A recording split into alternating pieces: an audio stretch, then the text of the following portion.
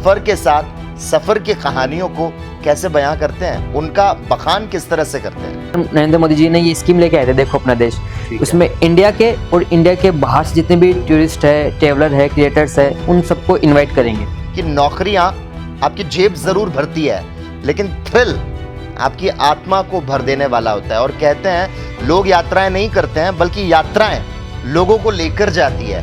मेरे अंदर क्या कमी है जिसको मैं ओवरकम कर सकता हूँ, मतलब आप खुद की कमियों पे काम करेंगे और वापस आएंगे तो आप उन सबको ओवरकम कर चुके होंगे। मेरे जैसा मिडिल क्लास तो भाई कहेगा सपने मेरे पहाड़ों पर घूमने के हैं और हालात मेरे पहाड़ों से कूदने के हैं। तो बेसिक जो इक्विपमेंट्स की नॉलेज होती है, बाइक में कैसे ठीक कर सकते हैं हम, वो बिल्कुल नॉलेज लेके जा नहीं रहे और 3-3 हज़ार किलोमीटर का सफर कर रहे हैं। हमने आपको एडवेंचर में देखा और हमें ये भी पता चला विशाल जी, आप भी खाने के शौकीन हैं। मैं जा रहा हूँ पीस के लिए, शांति के लिए, और वहाँ शांति मुझे मैगी के रैपर्स मिल रहे हैं, वहाँ पर दारू की फूटी हुई बोतलें मिल रही है, तो मुझे शांति कहाँ मिलेगी।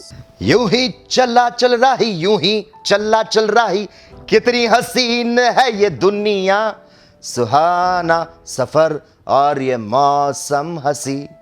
वेल 22 तक पढ़ाई, 25 तक नौकरी, 26 पे छोकरी और 30 में बच्चे, 60 में रिटायरमेंट और फिर मौत का इंतजार। ऐसी घिसी पिटी जिंदगी आप थोड़े ना जीना चाहते हैं, नहीं ना? तो ये वीडियो आप ही के लिए है। अगर आप भी देखना चाहते हैं पिघले नीलम से बहता हुआ आसमान, नीली नीली सी खामोशियां, सरसराती हुई टहनियां, तो आज हम आपको एक ऐसे इंसान से मिलवाने वाले हैं जो अक्सर दिखता ही नहीं, महसूस भी करता है और कहता है यार किसी जगह के बारे में जिंदगी भर सुनने से अच्छा है एक बार उसे जाकर खुद देख लिया जाए। और इनका यह भी कहना है कि हजारों मील का सफर बस एक कदम से शुरू होता है। तो आइए इनके संग में एक कहानी बनाते हैं, चलो कहीं घूम कर आते हैं। Ladies and gentleman, boys and girls, children of my age, मैं हूं आपका दोस्त एंड होस्ट लकी जगवानी और मेरे साथ हैं घुमक्कड़ यानी कि सेंट्रल गवर्नमेंट टूरिज्म डिपार्टमेंट के कैंपेन देखो अपना देश के ब्रांड एम्बेसडर, जयपुर के रहने वाले विशाल यादव। विशाल भाई, इस इंटरव्यू के लेने से पहले आपको इंस्टाग्राम पर देख रहा था, हिमालय वाला नाम से कैसे कर लेते हैं इतना इतना दूर घूमने निकल पड़ना, मतलब कि क्या फिल्मी डायलॉग याद आ जाते हैं क्या आपको? रास्ते की परवाह करूंगा तो मंजिल बुरा मान जाएगी, मैं उड़ना चाहता हूं, दौड़ना चाहता हूं, गिरना भी चाहता हूं, बस रुकना नहीं चाहता। मतलब इतनी गजब की एनर्जी। हाँ, कैसे? ये जब मैं कॉलेज में स्टडी किया करता था उस टाइम की बात है कि मेरी पॉकेट मनी थी, मतलब पॉकेट मनी पर डे की 100 रुपीज़ थी जो पापा देते थे मुझे, और मैं काफ़ी टाइम तक इकट्ठा करके पैसा बचा के 1500 रुपये इकट्ठे किया था। फिर 1500 रुपये इकट्ठा करके एक फ्रेंड के पास गया कुरुक्षेत्र, फिर वहां से मनाली की ट्रिप की मैंने। ग्रेट। अब 1500 रुपये में हम 3 लोग, उनके पास खुद के अलग अलग पैसे थे, मेरे पास 1500 ही थे, तो हम 3 लोग मनाली गए। 5 दिन वहां रुके, वापस जयपुर आ गया फिर मैं। तो 1500 से रुपये, मतलब 1 रुपये, 1600 भी नहीं लगे, 1 रुपया ज्यादा नहीं लगा। तब मुझे ये एहसास हुआ कि यार 1500 रुपए में मनाली ट्रिप कैसे? मतलब हमने हिचाइकिंग की, खाना भी होता है, रहना भी होता है, ट्रैवलिंग भी होती है। हिचाइकिंग की हमने। हम कुरुक्षेत्र से ट्रेन में बैठे चंडीगढ़ के लिए बिना टिकट के। टीटी आया, टिकट के। ओके। टीटी भी आया, हालांकि उससे थोड़ी मतलब बहुत ज्यादा पैनिक हो गया था, वो मारने पे आ गया था, लेकिन स्टूडेंट बोल के कि हम एनआईटी कुरुक्षेत्र के स्टूडेंट हैं, देश का भविष्य है, ऐसे बोल के बच गए वहां से। फिर हम चंडीगढ़ गए, चंडीगढ़ में बारिश हो रही थी तो चुपके से बस के ऊपर जाके बैठ गए, तो कंडक्टर ने देखा नहीं चलती बारिश में, और वहां सो गए। और जब तक कुल्लू नहीं आया तब तक हम उठे ही नहीं, चलती बारिश में। लेकिन आप कह रहे हैं बस के ऊपर, मेरा जहां तक ख्याल है चंडीगढ़ से जाते हैं बहुत ठंड होती है। वही तो मैं कह रहा हूँ, मतलब कुल्लू जब तक पहुंचे तो तब तक हमें तीनों को फीवर हो गई थी, वहां पर बुखार हो गया था। ओके। और जो कंबल हमने ओढ़ रखा था वो भी गीला होके, मतलब ऐसा लग रहा था कि जैसे जो ठंड थी वो हड्डियों को चुभन दे रही थी, इतनी ज्यादा। तो फिर लेकिन जैसे ही हमके बर्फ के पहाड़ दिखना शुरू हुए तो अलग से एहसास हुआ, और वो जो बुखार थी वो सब कुछ जैसे एक सडन। मतलब आप कह रहे हैं कि बुखार में आप घूमे और आपने वहाँ का एंजॉय किया और एंटरटेन हुए उस माहौल में भी। लेकिन विशाल भाई देखिए, यूं तो भारत में घूमने के लिए काफ़ी कुछ है, लेकिन उनमें से किस डेस्टिनेशन को चुना जाए, ये अपने आप में एक बड़ा चैलेंज हो जाता है। और भारत की संस्कृति, सभ्यता और इतिहास को करीब से जानने के लिए आप 30 दिनों में यानी कि 1 महीने में कितने किलोमीटर की दूरी तय कर लेते हैं, और अब तक भारत के कितने राज्यों के और कौन कौन से हिस्टोरिकल प्लेसेस पर जाकर आप एक्सप्लोर कर चुके हैं इनक्रेडिबल इंडिया को। और इसमें उन प्लेसेस का जिक्र जरूर कीजिएगा विशाल जी, जो आम तौर पर किसी को मालूम ही नहीं होते।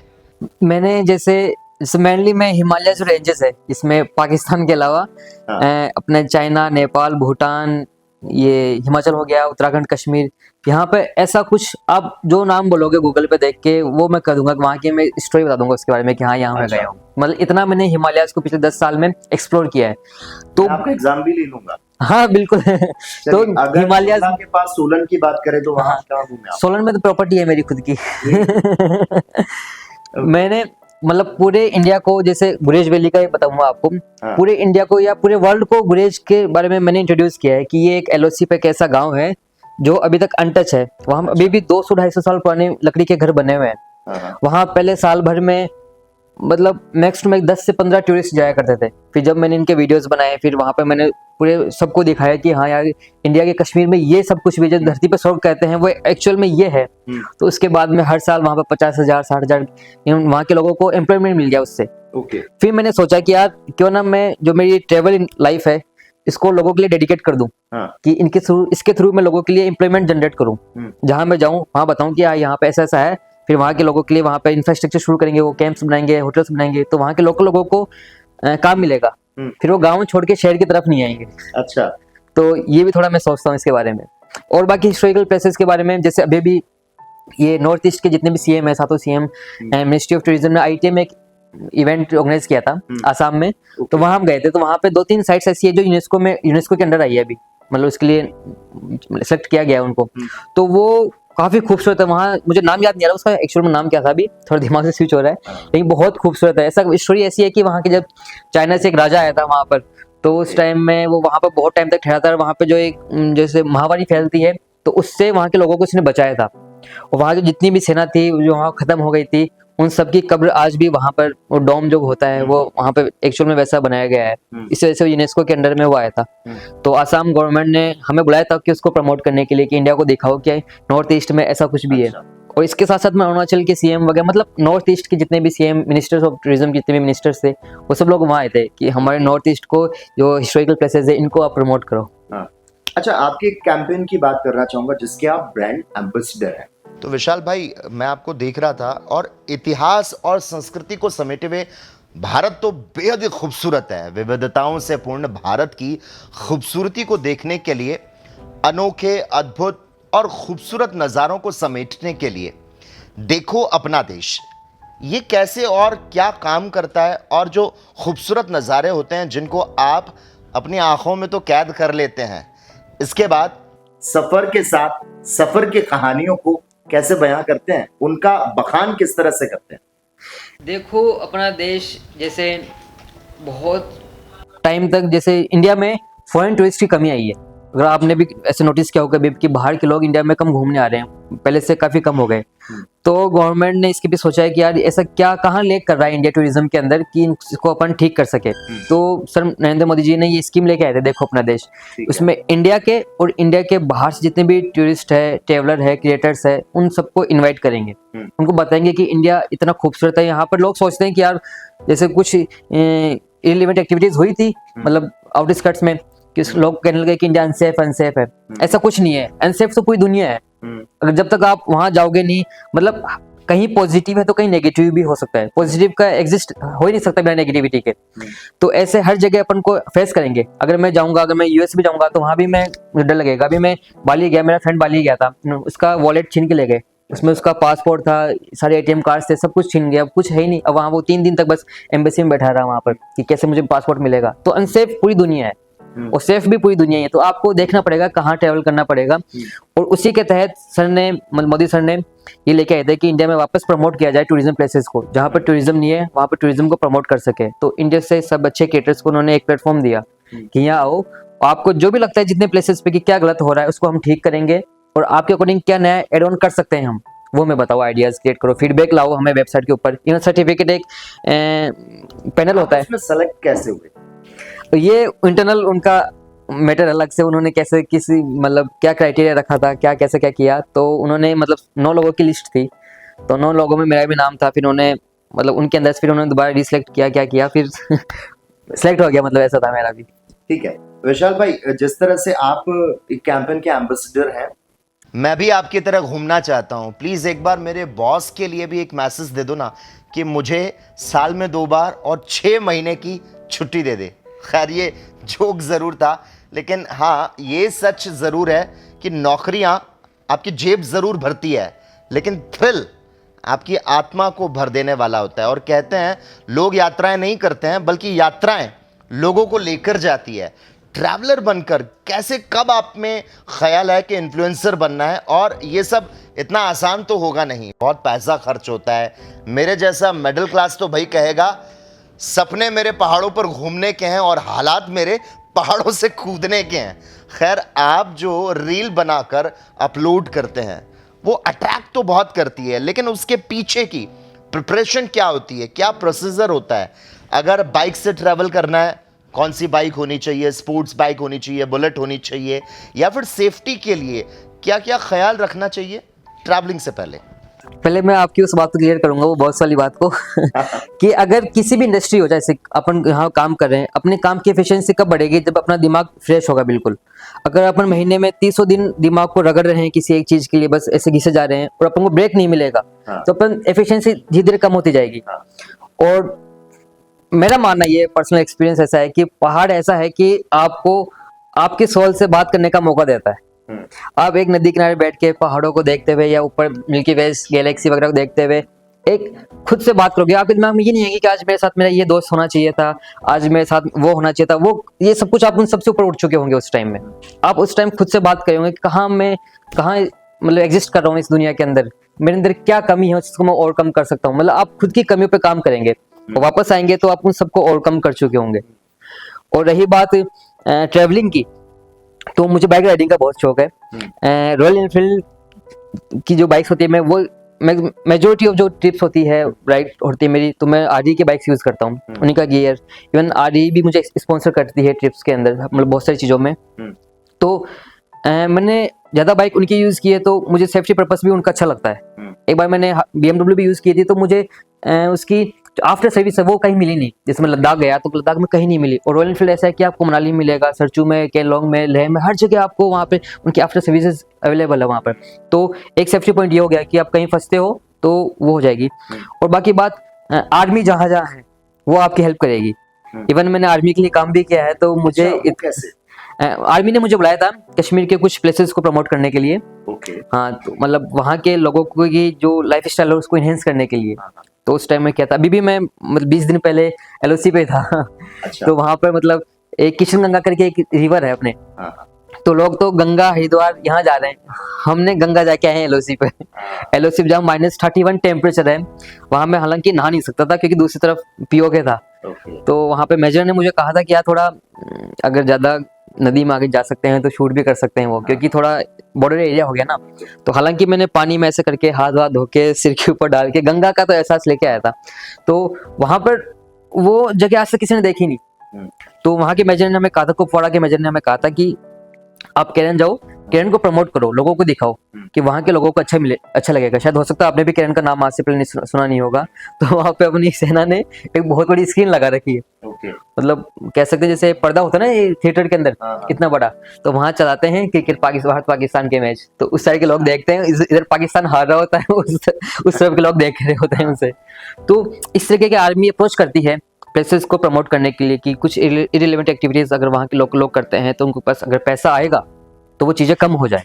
विशाल मैं आपसे समझना ये चाह रहा था, जैसे हम बाइक्स की बात कर रहे हैं, तो मेरे जैसा यंगस्टर जो होगा वो बहुत अच्छी स्पोर्ट्स बाइक ले लेगा, और रॉयल एनफील्ड की आपने बात कही, लेकिन उन जगहों पे कितना आसान होता है ऐसी गाड़ियों को चलाना?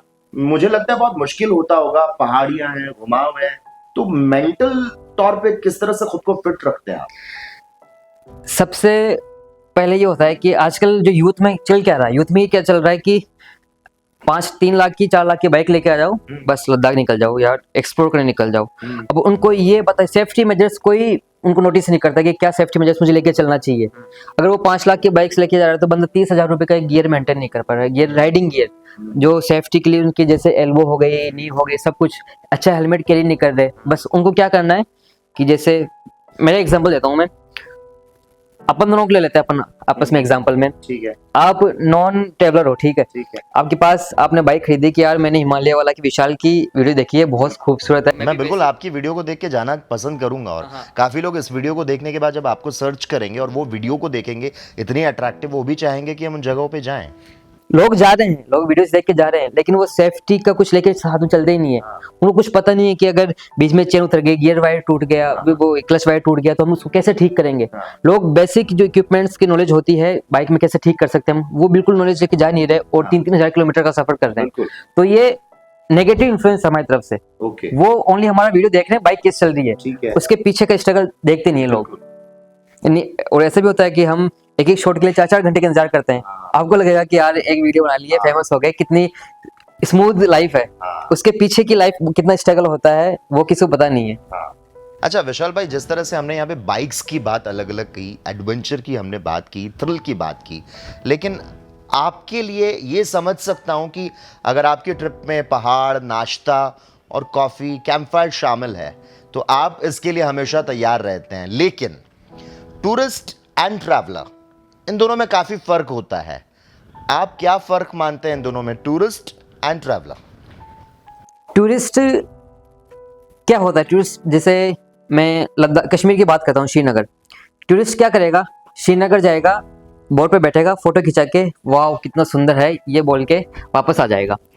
और ट्रैवलर क्या करता है, ट्रैवलर करता है वहाँ का लोकल कल्चर क्या है, वहाँ के जो गांव में लोग रहते हैं वो क्या पहनते हैं, क्या फील करते हैं, वो उसको जिएगा। जैसे मैं भी श्रीनगर गया था तो मैं 1 महीने तक उनके जैसे फिरन पहन के वहाँ के लोकल बच्चों के साथ रह रहा हूँ। वहाँ के मैंने जो गवर्नमेंट स्कूल से मैं उनको पढ़ा रहा हूँ, वो रियल लाइफ क्या है उनकी, वो मैं उसको एक्सप्लोर करता हूँ, समझता हूँ कि यार इवन कश्मीर ऐसा है, इनका कल्चर ऐसा है, ये इस तरीके का गाना पसंद करते हैं, इस तरीके का खाना पसंद करते हैं। तो जो होता है ना प्योर ट्रेवलर, वो रूट को एंजॉय करता है। और टूरिस्ट क्या करता है, बस जैसे गया टच करके ऐसे सिल लगा के, जैसे ना जय माता दी टाइप होता है, बस ऐसे टच करके आ जाता है एक फोटो खिंचा के। तो ये मेजर डिफरेंस है। हाँ। आपने कश्मीर की बात कही और उस कश्मीर की बातों में आपने गाने का भी जिक्र किया, और हम फिल्मों की बात करें, हम गानों की बात करें, लता जी की रूहानी आवाज़ में पहाड़ों पर गाना गाया हो या फिर अरिजीत सिंह की आवाज़ में इन वादियों में टकरा चुके हैं हमसे मुसाफिर, यूं तो कहीं दिल ना लगाया हमने किसी से, किससे सुने हैं यूं तो कहीं, ऐसे तुम मिले हो, ऐसे तुम मिले हो, जैसे मिल रही हो इत्र से हवा। मतलब कि विशाल भाई, पहाड़ों का जिक्र बिल्कुल जिंदा सा लग जाता है। मतलब कि जैसे नदियों में अचानक से पानी बढ़ जाना और पेड़ हवाओं के संग झूमने लग जाना। हमने आपकी वीडियोस को अच्छे से देखा, हमने आपको एडवेंचर में देखा, और हमें ये भी पता चला विशाल जी आप भी गाने के शौकीन हैं। तो ये शौक क्या पहाड़ों की खूबसूरती में अमृत की धारा की तरह बहने लगा, या फिर पहाड़ों की ऊंचाइयों में शांति का आलम और सुकून की धरती पर बर्फ की चादर से ढकी वादियों से जाग उठा? मतलब कि गाने का शौक कैसे चढ़ा? गाने का शौक मुझे स्कूल टाइम से था। मैंने जो अपने जयपुर घराना है वहाँ से मैंने क्लासिकल संगीत की तालीम ली। हाँ, कमाल है। तो वहाँ से तालीम ली है मैंने, मतलब ये क्लासिकल संगीत की। लेकिन कुछ रकम इंस्टेंसेस ऐसे हुए कि कॉलेज में जब आया तो मैंने ये संगीत मतलब गाना छोड़ दिया। इवन मैंने काफ़ी सिंगर्स के साथ गाने भी गाए। MTV इंडिया म्यूजिक का समिट था, तो वहाँ पर ये सोनू निगम सर, ऐश्वर्या मजूमदार, जैसे गिल, मतलब काफ़ी बॉलीवुड जो सिंगर स्टार्स है वो लोग वहाँ आए थे। तो उनके साथ मैंने कुछ ठुमरी गाई थी, याद पिया क्या, ऐसा कुछ। तो काफ़ी, जब जिक्र हो गया तो थोड़ा तो आप भी गुनगुना दीजिए। अब तो मतलब सन बहुत सालों की बात हो गई इसको छोड़े हुए, तो थोड़ा चलो वो गा सकते हैं अपन। जो मैं अक्सर गाया करता हूँ गाना, नैना ठग लेंगे वाला सॉन्ग। प्लीज। तो वो मैंने खुद से थोड़ा इम्प्रोवाइज किया था उसको, मतलब सेमी क्लासिक में कन्वर्ट करके। नैनो की मत मानियो रे, नैनो की मत सुनियो, नैनो की मत मानियो रे, नैनो की मत सुनियो, नैना ठग लेंगे, ओ नैना ठग लेंगे, नैना ठग लेंगे। नी नी नी नी नी नी सा सा सा सा सा सा रे रे रे रे रे रे गा गा गा गा गा गा रे रे रे रे रे रे सा सा सा सा सा सा दा दा दा नी नी नी सा सा सा दा दा दा नी नी नी रे रे रे सा सा सा गा गा गा रे रे रे मा मा मा गा गा गा रे रे रे सा सा सा दा दा दा नी नी नी सा सा सा दा दा दा नी नी नी रे रे रे सा सा सा। भला मंदा देखे ना जमाना ये ठगा रे, नैनों को तो डसने का चस्का लगा रे, नैनों के नैन नशीले रे, नैनों के नैन नशीले, नैनों के नैन नशीले रे, नैना ठग लेंगे, नैना ठग लेंगे। कमाल है, बहुत शानदार, जबरदस्त, जिंदाबाद है। विशाल भाई, मैं चाहूंगा कि जो इस वीडियो को देख रहे हैं वो एक ऐसी कौन सी चीज़ रह जाती है इस इंटरव्यू में जो उन्हें सीख देना चाहेंगे जब भी वो ट्रैवलिंग के लिए जाएं, माउंटेन पर जाएं, तो कौन सी चीज़ों का ख्याल रखें? इससे पहले मैं एक चीज़ ये बताना चाहता हूँ कि जो ये इंडस्ट्री है, इन्फ्लुएंसर इंडस्ट्री, क्रिएटर इंडस्ट्री या ट्रैवल इंडस्ट्री, आजकल इसके अंदर एक लहर है कि हर कोई ये बनना चाहता है। अगर किसी की 1 लाख रुपए मंथली सैलरी है, 50,000 रुपए मंथली सैलरी है, फिर भी वो लोग अपनी जॉब छोड़ के इस इंडस्ट्री में आ रहे हैं, और उनके पास फिर आफ्टर मतलब सर्टेन टाइम के बाद में 5 महीने 6 महीने के बाद में ना वो जॉब निकल गई हाथ से, अब कुछ अर्निंग सोर्स करने कहीं के नहीं रहे, तो वो हम लोगों से नेगेटिव इन्फ्लुएंस हो रहे हैं। क्या उनकी इतनी अच्छी लाइफ है तो इसकी तरह हमें भी बनना है, तो हम जॉब छोड़ के वो नज़ारे देखते हैं तो निकल पड़ते हैं, मुझे भी ऐसा बनना है। नहीं, तो मैं उन लोगों के लिए यही मैसेज देना चाहता हूँ कि आप जब तक इस इंडस्ट्री से आप ट्रेवल करिए, नो डाउट अच्छी चीज है, जब तक आप इस इंडस्ट्री से अपनी जॉब से ज्यादा पैसा मंथली एक फिक्स टर्म्स के अंदर अर्न करना शुरू ना कर दे, तब तक अपनी जॉब को ना छोड़े। आपके पास पैसा कहाँ से आता है? अब तो स्टार्टिंग में पास मतलब ट्रेवल से कुछ पैसा नहीं आया करता था, लेकिन अब तो जैसे थर्ड पार्टीज काफी जैसे ब्रांड प्रमोशंस होते हैं, तो इन चीजों से बहुत पैसा मिल जाता है, और काफी बहुत खर्चा होता है, आना जाना रहना, बट कैसे खर्चा मैनेज कैसे करते हैं? अब तो मतलब भगवान की दया ये है कि पिछले 2-3 साल से घूमने में मेरा 1 रुपया भी खर्च नहीं हुआ। 1 रुपया भी खर्च घूमने में मतलब नहीं, वो कैसे? हर चीज स्पॉन्सर होती है। जहाँ भी जाना होता है मुझे वहां से इनविटेशंस आते हैं, वहाँ के प्लेन टिकट्स वो करवा देते हैं, एयरपोर्ट पे कार लेने आती है, होटल तक वो छोड़ती है, खाने की मतलब सब चीजें वो देखते हैं। हमें कुछ सीरियस लाइफ होगी, लेकिन आपके वीडियोस में हमने देखा है गांव दिखा रहे हैं आप, तो वहां पर कैसे आप पहुंचते हैं? अगर वो वहां कैसी लाइफ को जीते हैं आप? जैसे कुछ टिप्स ऐसे होती है कि मैं वो अपार्ट फ्रॉम ब्रांड्स खुद के लिए करता हूँ मैं, कि उसमें कोई नहीं है, किसी को पता नहीं, उसमें मैं शूट भी बहुत कम करता हूँ। मैं वहाँ मोमेंट को जीने जाता हूँ। तो जब वहाँ पे अच्छा लगता है तो वहाँ के जो गांव के लोग होते हैं, अगर मुझे कुछ लोग जान जाते हैं कि अच्छा ये विशाल वो है, तो मुझे अपने घरों में बुलाते हैं कि आप हमारे घर में ठहरिए, हमारे घर में खाना खाइए, यहीं रहिए, तो थोड़ा इससे हेल्प हो जाती है। और बाकी मैं लोगों के लिए करता हूँ, उनके बच्चों को पढ़ाता हूँ, उनको म्यूजिक अगर अवेलेबल होता है तो म्यूजिक भी सिखाता हूँ, जो मैं कर सकता हूँ वो उन लोगों के लिए मैं करता हूँ इस टाइम में। माउंटेन में कौन से लोग ज्यादा पसंद आए आपको? हिमाचल, कश्मीर, उत्तराखंड? सबकी अलग अलग कहानियां हैं, सबके अलग अलग जुड़े हुए हैं। देखो अच्छे लोग जहाँ हैं वहाँ मतलब नेगेटिव लोग भी है।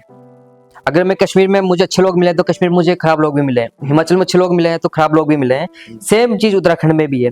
लेकिन अगर मेरी जो फेवरेट जगह मैं कहूँ अच्छे लोग सबसे ज्यादा मुझे कहाँ के लगे, वो था हिमाचल में किन्नौर जगह करके डिस्ट्रिक्ट है, वहाँ पे कल्पा करके एक जगह गाँव है, कल्पा विलेज, तो उसमें वहाँ के लोग इतने अच्छे हैं। और सबसे मेन चीज वहाँ की थी, जहाँ आप जिस घर से उठोगे, जिस होटल से उठोगे, वहां पे आपको महादेव के दर्शन होंगे, किन्नर कैलाश के। अगर आपने नाम सुना हो कि शिव जी के जो 4 कैलाश है उनमें सबसे ज्यादा हाइट उसी कैलाश की है। अच्छा, मैंने एक वीडियो आपका देखा था कि आप उन पर्वतों से कचरा लेकर आ रहे हैं, वो क्या कहानी थी? लोग जाते हैं, मैं जैसे जो बस क्या करते हैं कि मुझे जाना है, नदी किनारे बैठना है, सिगरेट पीनी है, दारू पीनी है, और बोतल को फेंक के तोड़ना है, वीडियो बनाना है, वहां पर मैगी बनानी है, तो वो गंदगी वहीं छोड़ के आ रहे हैं। तो कुछ लोग ऐसा होता है कि अब मैं वहां जाऊंगा, मैं जा रहा हूँ पीस के लिए, शांति के लिए, और वहां शांति मुझे मैगी के रैपर्स मिल रहे हैं, वहां पर दारू की फूटी हुई बोतलें मिल रही है, तो मुझे शांति कहाँ मिलेगी? वहां पर तो अननेसेसरी एक जो गार्बेज है, कचरा है, वो पड़ा है। तो मैं कभी मेरी टीम होती है साथ में, कुछ फ्रेंड्स होते हैं, तो उनको लेकर मैं एक जो ये क्लीन जो कैंपेन होता है वो चलाता हूँ कि जहाँ अच्छी जगह है जो अभी तक जिनको ठीक किया जा सकता है, मतलब गवर्नमेंट से हटकर खुद के इंडिविजुअल बेसिस पे, तो उन लोगों को हम ठीक करते हैं। मैं कहीं भी जाता हूँ तो जैसे बैग में कुछ लेके गया सामान, तो एक बैग हम खाली लेके जाते हैं, हमेशा ट्रेवल करते हैं खाली बैग का, कि जहाँ कुछ कचरा दिखेगा वो हम लेके आते हैं। इवन जब हम आगे की राइड भी करते हैं, ऑफिशियल राइड्स करते हैं, उसमें भी वो मेंटोर भी कहते हैं, लीडर भी कहते हैं कि आपको कुछ कचरा दिखे तो एक बैग में डाल लो। कहीं रास्ते में मेन सड़क के पास में कुछ सिगरेट का बट भी दिख जाए तो उसको उठा के मतलब उसको तोड़ दो, तंबाकू को गिरा दो वहां पर, वो तो डिकम्पोज हो जाता है, उसके बट को जेब में रख लो, जहाँ भी होटल आए वहाँ डस्टबिन में डाल दो।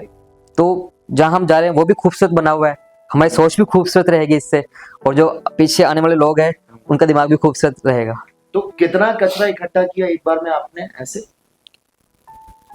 मैंने, मुझे याद है अभी भी 17-18 किलो या 23 किलो अराउंड कचरा था, जो ऐसे दबा दबा के मैं बैग, 30 किलो? हाँ, तो मैं एक बैग में ऐसे टाक के लेके आया था। और उन पहाड़ों पर, पहाड़ों से मतलब वहाँ पे चलना भी मुश्किल होता है। 19,000 फीट की हाइट थी वो, जैसे हाँ 19,000 फीट। किन्नर कैलाश की बात करता हूँ, जो गुफा है वहां पर पार्वती कुंड के जस्ट नीचे, तो वहां से मैं लेके आया था कुछ दूर, जहाँ अब मेरी हिम्मत खत्म हो रही है, फिर मैंने फ्रेंड को दे दिया।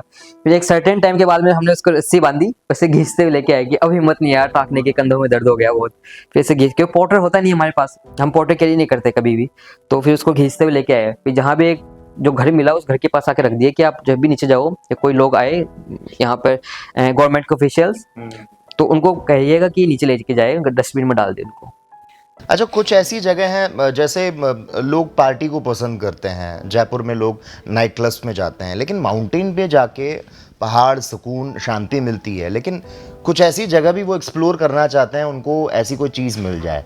तो क्या आपने कोई ऐसी चीज़ देखी जिससे हमारे दर्शक जो देख रहे हैं वो उनको सहूलियत हो जाए कि हाँ यार हमें वो देखने को मिला वहाँ भी? नहीं, दो तरह के लोग होते हैं, जैसे अभी अपने बात 2-3 बार बात भी हुई इसके ऊपर। एक लोग जो पहाड़ों में जाकर नदी किनारे बैठ कर पार्टी करते हैं, एक लोग जो नदी किनारे जाकर नदी की जो बहती आवाज है पानी की कल कल की उसको सुनते हैं। अब जो ये पार्टी वाले लोग हैं वो पार्टी जयपुर में भी कर सकते हैं।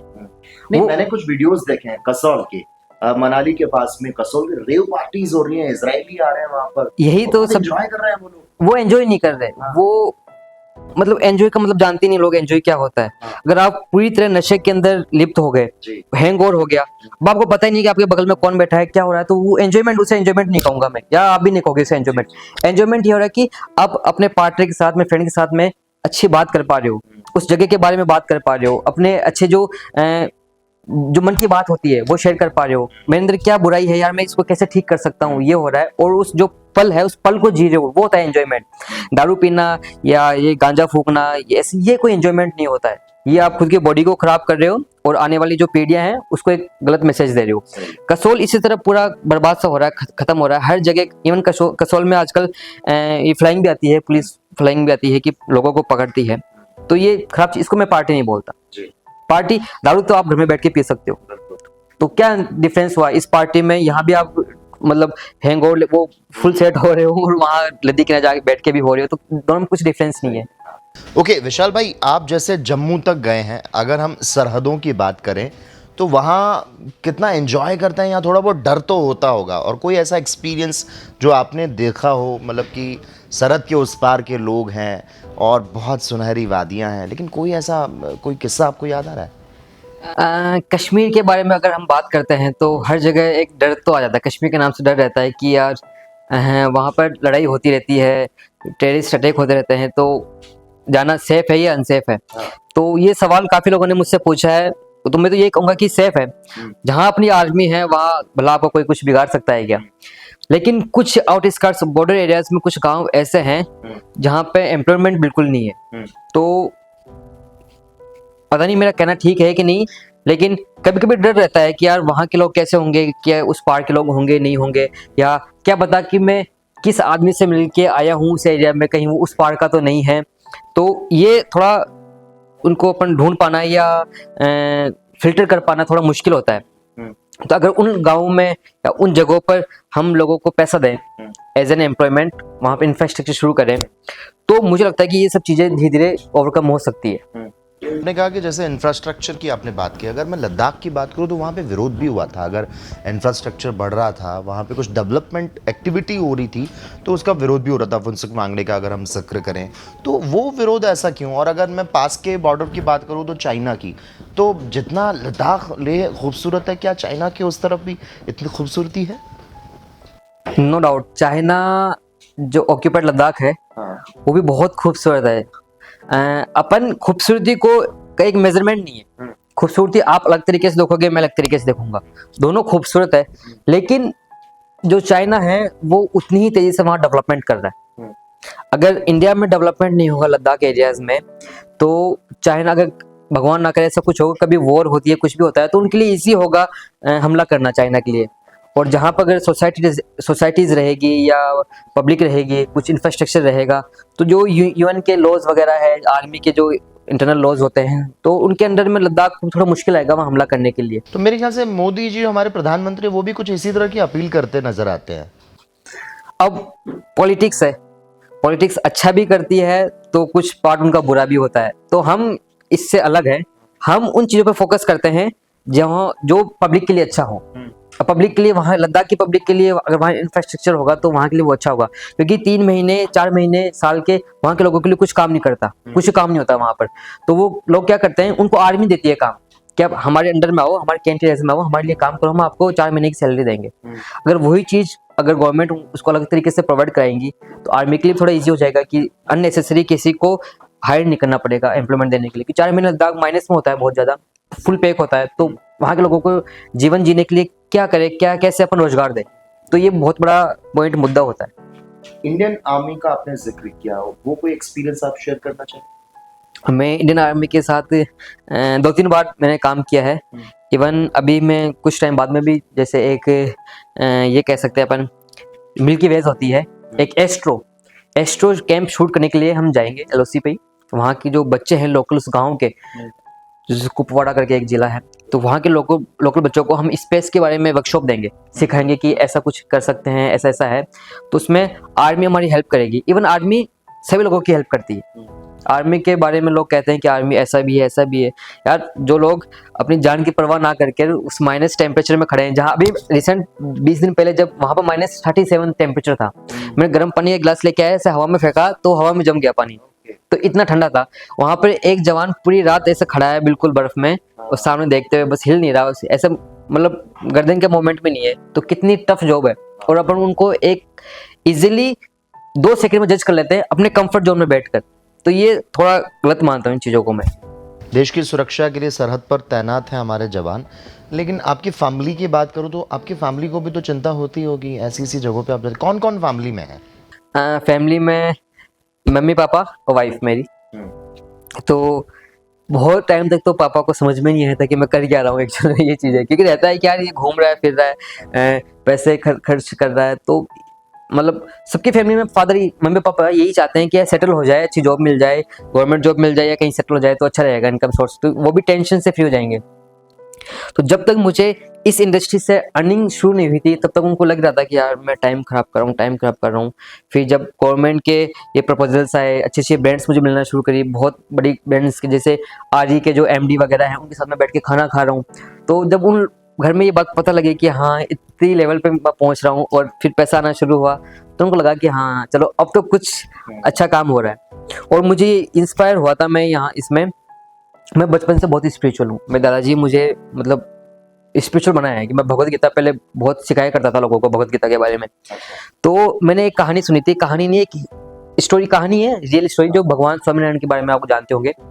तो वो अपने जब 11 साल की उम्र थी, तो उस उम्र में उन्होंने पूरी दुनिया का ट्रैवल किया था, मतलब अपने पूरे भारत, नेपाल, भूटान सब होते हुए गुजरात गए थे वो। तब मुझे लगा कि 11 साल की उम्र में वो पूरे हिमालय नंगे पाँव ट्रैवल कर सकते हैं बर्फ के अंदर, जो माउंट एवरेस्ट के एंजल्स हैं वहाँ चल के। तो मेरी तो इतनी उम्र हो गई, इतने मेरे पास सभी सुविधाएं हैं, तो मैं क्यों नहीं कर सकता। क्योंकि वो स्टोरी मुझे इतनी हिट की, अंदर से जैसे किक मिला मुझे, तो उसको देखकर मैं निकल पड़ा फिर कि अगर अब भगवान को देख के निकला हूँ तो मुझे भगवान ही शक्ति देंगे, कहीं कुछ फंसूंगा, कहीं कुछ होगा तो ये सब कुछ होता है। बाकी हम टाइम बहुत ऐसी वर्स्ट जगह होती है। जैसे मैं सोलो ट्रैकिंग किया करता था पहले, तो एक बार रात की बात है ऐसा है कि मैं कैंप लगा के सो गया, बर्फ थी, -16 टेम्परेचर था उस टाइम में। अब मैं सो गया और मुझे पिन पावर्ती के पास की मैं ट्रैक कर रहा था, जो खीरगंगा कसोल के आगे से शुरू होती है, वो काजा में निकलती है। 180 किलोमीटर की ट्रैक है वो टोटल। तो उसमें मैं ज़्यादा दूर नहीं गया था, अराउंड 45 किलोमीटर तक ट्रेवल किया था। रात हो गई थी, फिर मैं सो गया बर्फ के ऊपर टेंट लगा के। हाँ, कैरी करता हूँ मैं। हाँ, मतलब 18-20 दिन अकेला था मैं। मेरे साथ गाइड था, लेकिन उसका ग्रुप था। फिर वो हमारा रास्ता अलग अलग हो गया था। वो उनको छोटी ट्रैक ले, एक मानतलाई करके जगह आती है, तो वो उस तरफ जाना था उसको, तो वो वहाँ तक उनको लेके वापस निकलना था। और मैं अपने रास्ते पे निकल गया। मैं सो गया और सोने के बाद लाइट बंद कर दी। अराउंड 12-1 बजे मुझे नींद आई थी। मैं लिख रहा था पोइट्री, क्योंकि बर्फ के ऊपर जब चांद उगता है ना, तो एक लाइट से ज्यादा उजाला होता है। तो मैं बस उस चांद की रोशनी में बैठा बैठा मतलब गजल लिख रहा था, वैसे पोइट्री लिख रहा था। पोइट्री लिखने का शौक है मुझे। हालांकि वो बहुत गलत चीज थी, मुझे बाद में रियलाइज हुआ कि आप बर्फ में बैठे हो, इनसे सुनसान और दूर थोड़ा जंगल रह गया, तो जंगली जानवर आ सकते हैं, तो आपको सो जाना सही रहता है। तो जैसे ही मैं सोया और लाइट बंद की मैंने, मतलब कैंप लाइट होती है अंदर वाली, वो फिर नींद आ गई। फिर मैं उठा 5 बजे। सनराइज में थोड़ा रिकॉर्ड शूट करना था मुझे, मतलब खुद के लिए। तो उस टाइम उठते ही जब मैंने टेंट के बाहर निकल के देखा, तो वहां पर एक मादा भालू, उसके बच्चे के निशान थे टेंट के चारों ओर। अब फिर मुझे लगा कि अगर उस टाइम में जाग रहा होता या कुछ मूवमेंट कर रहा होता, तो वो मुझे खत्म कर देती, क्योंकि मादा भालू अपने बच्चे के सामने बहुत अग्रेसिव होती है उस टाइम में, सिक्योरिटी पर्पस को लेकर। तो मुझे उस दिन मन भगवान को लगा यार चलो शुक्र है।